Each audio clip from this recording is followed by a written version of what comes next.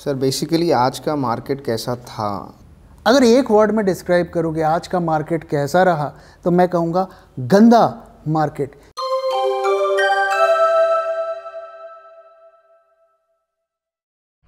क्योंकि जिस तरीके से आज मार्केट में हमें सेलिंग दिख रही थी, ऐसा लग रहा था कि एफआईआईज ने बहुत सारे बास्केट सेल ऑर्डर्स लगा दिए और हर राइज को वो सेल कर रहे थे। और इन्वेस्टर्स को छोड़िए, आज का मार्केट ट्रेडर्स के लिए भी बहुत गंदा रहा। चाहे आप लॉन्ग जाने की कोशिश करें, चाहे आप शॉर्ट जाने की कोशिश करें, चांसेस है कि आपके स्टॉप लॉस हिट किए होंगे अगर आपने एकदम टॉप को सेल नहीं किया या बॉटम को बाय नहीं किया। और जिस तरीके से मार्केट में वोलेटिलिटी हो रही थी और वो क्लियरली हमें ये बता रहा था कि ये सेलिंग जो है ये लंबा चलने वाली है, उस तरीके के इंडिकेशंस हमें दे रहा था। अगर आज सेक्टर्स को देखिए, आप सारे सेक्टर्स रेड में रहे और वॉल्यूम अगर टर्नओवर भी देखें तो बहुत ज़्यादा तो नहीं रहा, लेकिन जो एवरेज टर्नओवर था उससे ज़्यादा का हमें आज देखने को मिला। तो करीब 95,000 करोड़ से ऊपर का टर्नओवर लास्ट जब मैंने चेक किया था तो हमें देखने को मिला। तो ओवरऑल जो सेलिंग वो लगातार करते आ रहे हैं एफआईआईज, उसी का ये कंटिन्यूएशन हमें आज देखने को मिला। तो सर आज आईटी और फार्मा में इतना फॉल क्यों आया सर? देखिए, आईटी तो पिछले कुछ दिनों से थोड़ी उसमें हमें रैली देखने को मिल रही थी, खास करके जो मिड कैप आईटी स्टॉक्स तो कई 10% भी चले और फार्मा थोड़े टाइम से प्रेशर में हमें दिख रहा है। देखिए, अगर ये दोनों सेक्टर को देखिए, ये एक्सपोर्ट ओरिएंटेड सेक्टर्स हैं और जब करेंसी वीक होती है तो इनको उसका थोड़ा फ़ायदा ही मिलता है। इसके बावजूद भी आप देखिए इन सेक्टर्स में प्रेशर दिख रहा है। क्यों? क्योंकि डोनाल्ड ट्रंप अमेरिका में आ गए हैं, ज़्यादातर बिजनेस इन दोनों कंपनीज़ को वहीं से मिलता है। अगर आप देखिए तो 40% आईटी सर्विसेज कंपनी का जो बिज़नेस है वो नॉर्थ अमेरिका से आता है। अब वो वहाँ पर पुश कर रहे हैं भाई लोकल मैन्युफैक्चरिंग का, कि भाई यहाँ पे नौकरियाँ पैदा करो, यहाँ पे प्रोडक्शन करो। तो इमेजिन करिए अगर उन्होंने 2-4 फार्मास्यूटिकल कंपनीज़ को बोल दिया कि भाई अगर आपको धंधा करना है तो हमारे यहाँ प्लांट लगाना पड़ेगा, तो उसका क्या इम्पैक्ट होगा? क्या वो रेवेन्यूज़ हमारे इंडियन कंपनीज़ को मिलेगा? क्या वो मार्जिन्स को मेंटेन कर पाएंगे?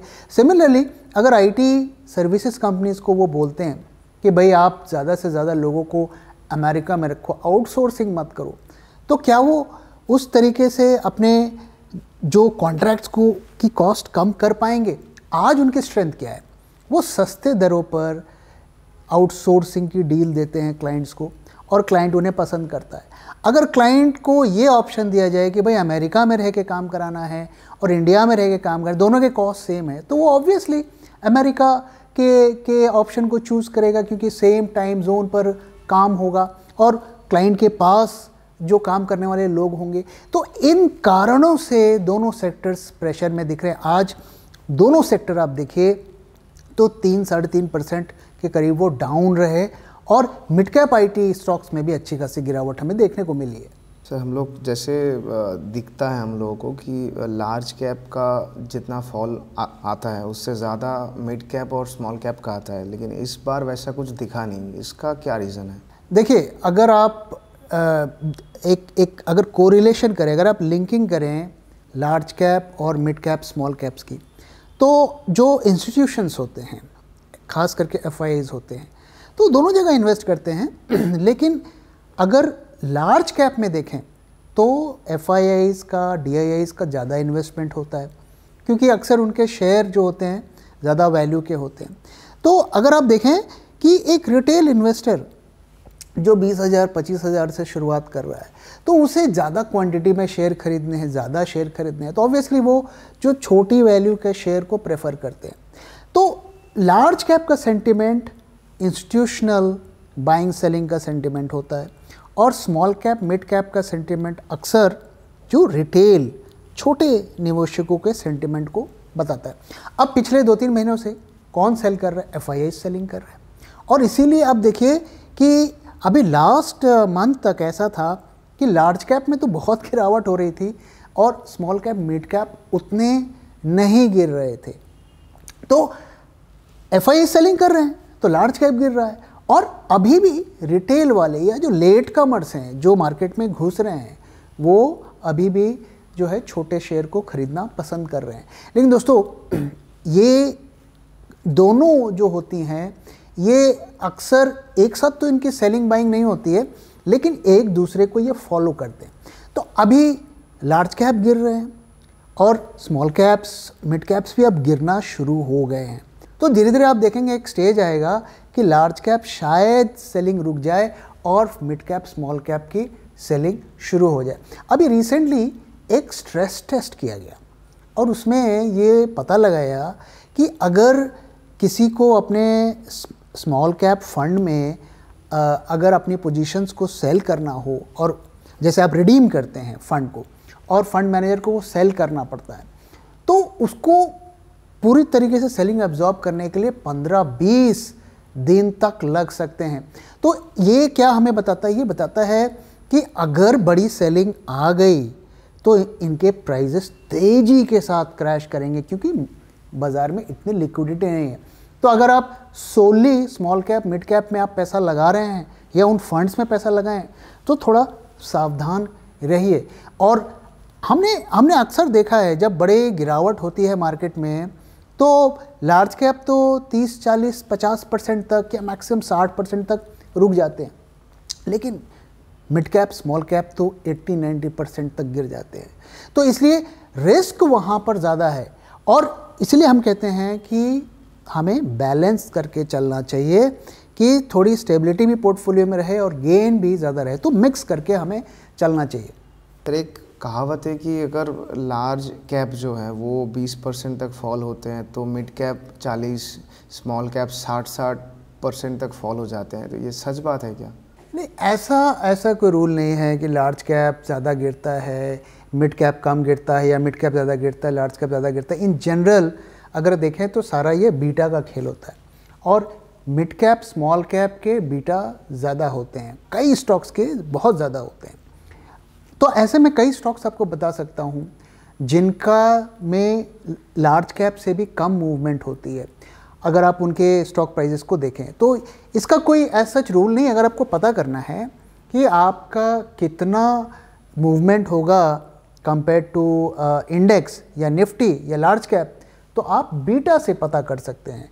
इन जनरल हम ये मान के चलें, इसमें कोई गलत नहीं है अगर हम ये माने कि mid cap small cap large cap से ज़्यादा चढ़ते भी हैं और गिरते भी हैं। और इसीलिए जिनको ज़्यादा रिटर्न की एक्सपेक्टेशंस होती है तो मिड कैप स्मॉल कैप्स में ही ज़्यादा पैसा लगाते हैं, क्योंकि एक तो वहाँ पे यूजुअली शेयर के भाव छोटे होते हैं तो ज़्यादा शेयर वो खरीद लेते हैं और उनके रिटर्न्स भी ज़्यादा मिल जाते हैं। जबकि लार्ज कैप जो है आप देखें तो उसमें हमें रिटर्न एवरेज मिलते हैं। अगर हम एक पूरे बास्केट की बात करें तो वहाँ पर हमें रिटर्न्स थोड़े कम मिलते हैं compare to mid cap and small cap. तो अगर आप बीटा के बारे में और जानकारी चाहते हैं तो कमेंट सेक्शन पे आप कमेंट करिए और हम कोशिश करेंगे कि उसके बारे में एक छोटा वीडियो बनाकर आपके साथ शेयर करें। सर एक बात बताइए, अभी कि प्री बजट का जो रैली हम लोगों ने हर बार देखा है तो इस बार उसका कोई भनक हम लोग को लगा नहीं अभी तक, इसके क्या रीजंस हो सकते हैं? देखिए, आज से करीब एक हफ्ते पहले कुछ ऐसा माहौल बन रहा था, इस तरीके की पोजीशंस बन रही थी कि लग रहा था कि प्री बजट रैली आएगी और इसका ट्रिगर ये था कि किसी तरीके से इनकम टैक्स में थोड़ी बहुत छूट या स्टैंडर्ड डिडक्शन की बार को रेज़ किया जाएगा। लेकिन ऐसा लग रहा है कि अगर ऐसा हुआ भी तो नेगेटिव्स ज़्यादा बजट में आ सकते हैं। और उसका कारण क्या है कि देखिए, सरकार के पास अभी थोड़ा पैसे की किल्लत है, सरकार को थोड़ा ज़्यादा पैसा चाहिए और अगर आप ज़्यादा छूट देंगे तो इमीडिएटली तो आपको पैसा नहीं मिलेगा। अगर आप जैसे टैक्स में छूट देते हैं तो वो पैसा आपको इमीडिएटली तो नहीं मिलेगा ना, वो आपको कई महीने, हो सकता है 1 साल बाद अगर आप उसको टोटल जोड़ें तो वो फिर सरकार को एक मतलब लॉन्ग टर्म का उससे फ़ायदा होगा। तो आप शॉर्ट टर्म में अगर कैपिटल चाहिए, पैसा चाहिए सरकार को, तो भाई फिर तो फ्रेश टैक्सेस लगाने पड़ेंगे। और जिस तरीके से प्री बजट रैली अभी तक नहीं हुई, अगर आप देखिए तो हर साल थोड़ी बहुत प्री बजट रैली हमें देखने को मिलती ही मिलती है और इस बार तो कोई उसके लक्षण ही हमें नहीं दिख रहे। तो कहीं ऐसा तो नहीं कि मार्केट को कुछ ये डर है कि कैपिटल मार्केट से रिलेटेड कुछ और टैक्सेस भी लगा दिए जाएं। अब देखिए इंश्योरेंस के शेयर भी गिर रहे हैं, तो वहाँ पर पता नहीं क्या किस बात का उनको डर है। और देखिए अगर आप ध्यान से देखिए कुछ सेक्टर के स्टॉक्स जो सरकारी कैपेक्स पर डिपेंडेंट होते हैं, यानी सरकार के जो पैसे एलोकेट करती है इंफ्रास्ट्रक्चर डेवलपमेंट के लिए उस पर डिपेंडेंट होती है, वहाँ पर भी तेज़ी से अचानक फॉल आने शुरू हो गए। पावर सेक्टर को देखिए वहाँ पर हमें गिरावट होनी शुरू हो गई।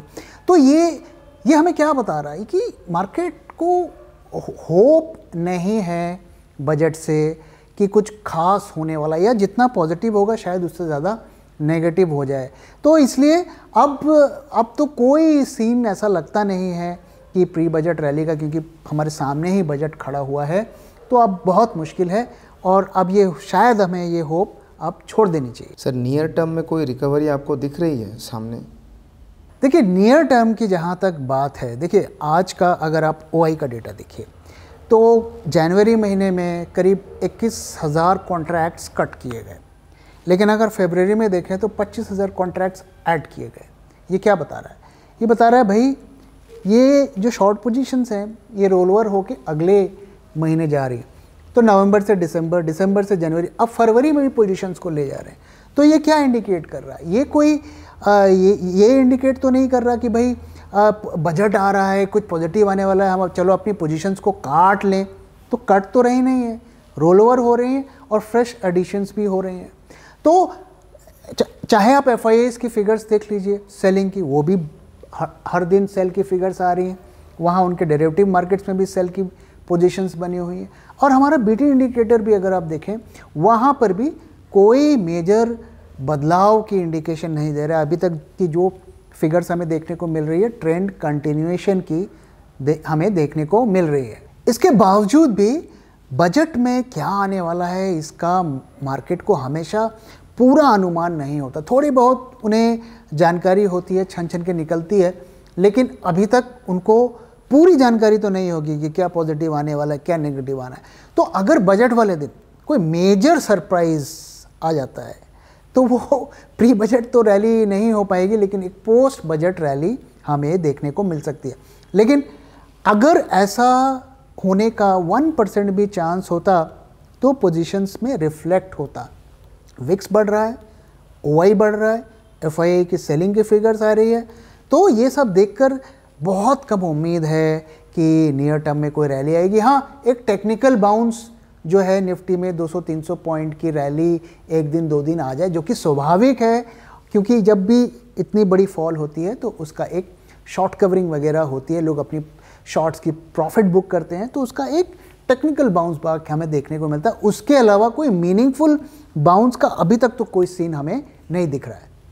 सर जैसे कि 2008 का जो क्रैश आया था, तो इस बार क्या हम लोग एक्सपेक्टेशन रखें कि 50% का फॉल हम लोग देख सकते हैं वैसे ही?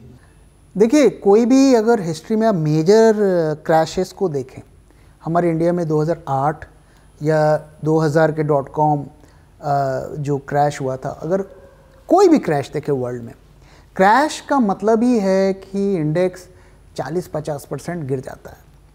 तो अब हमारे अगर इंडाइसेस की हम बात करें, निफ्टी की बात करें, 12-13% गिरा है। लेकिन अगर आप अच्छे बड़े बड़े स्टॉक्स को देखें 30-40% गिर गए। यहाँ निफ्टी 10-12% गिरा और वहाँ स्टॉक्स 20-25-30% गिर गए। और अगर आप अक्टूबर से अगर आप लें अभी तक का अगर उसका डेटा देखें तो अगर हम निफ्टी की बात करें तो जिसमें 1700 के करीब स्टॉक्स आते हैं तो 1200 नेगेटिव पे हैं। तो इतना बुरा एडवांस डिक्लाइन रेशियो अभी चल रहा है। तो क्या होता है ना कि जब इतनी बड़ी बुल रन आपको दिखती है जहाँ पे स्टॉक्स इतने ऊपर चले जाते हैं, तो लोगों में ये जो है ना एक डिनायल में वो लोग रहते हैं कि अरे इतना थोड़ी गिरेगा, इतना थोड़ी गिरेगा। लेकिन धीरे धीरे उनका माइंडसेट चेंज होता रहता है और एक टाइम पर आकर जब वो होपलेस हो जाते हैं तब जो है मार्केट में हमें तेज़ी से गिरावट क्योंकि उस टाइम पे वो इतने होपलेस हो चुके होते हैं कि अपने वो सिप्स को क्लोज करने लगते हैं, फंड का विड्रॉल करने लगते हैं, बाइंग बंद कर देते हैं, तो तब जाके मार्केट में तेज़ी से हमें फॉल देखने को मिलता है। तो जब इंडेक्स 40-50% गिरेगा तो ऑब्वियसली स्टॉक्स भी गिरेंगे, लार्ज कैप भी 40-50 गिरेंगे, और जो मिड कैप स्मॉल कैप्स हैं वो और ज़्यादा गिरेंगे। तो इसलिए क्या ये पॉसिबल है कि इंडेक्स 50% गिर सकता है? यस, ये पॉसिबल है। क्या इस वक्त ये कहना संभव है कि इंडेक्स 50% गिरेगा? जी नहीं।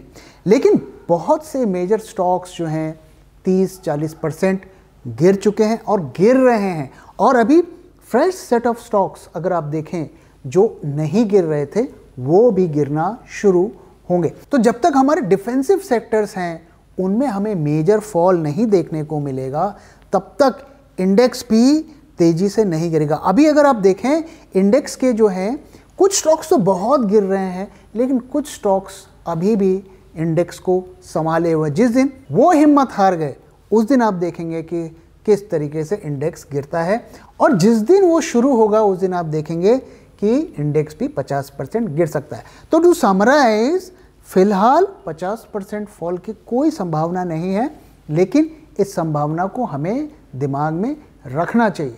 सर कोई पॉजिटिव न्यूज़ अगर इस मार्केट में भी अगर कुछ है तो प्लीज़। देखिए, पॉजिटिव न्यूज़ आज के टाइम पे खोजना तो बहुत मुश्किल है, लेकिन मैं उम्मीद करता हूँ कि बजट में रिटेल इन्वेस्टर्स और मिडिल क्लास के लिए शायद सरकार कुछ छूट दे, उसकी अच्छी पॉसिबिलिटी है।